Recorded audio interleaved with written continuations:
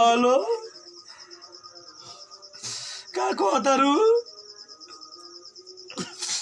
तार बियाह होता कहाँ बा हम जोड़ के मोर जाए बाहर मोह नहीं के लगा बिल्डिंग मारत हालत खराब बा राशन और की राशन मुखिया जी झूठा के दल राशन नया स्कीम चलता ललोता से नया स्कीम मैंने भी देवरती को मौका दिया है तब मैंने भी देवरती को मौका दिया है भतारी मेरा होली में धोखा दिया है भतारी मेरा होली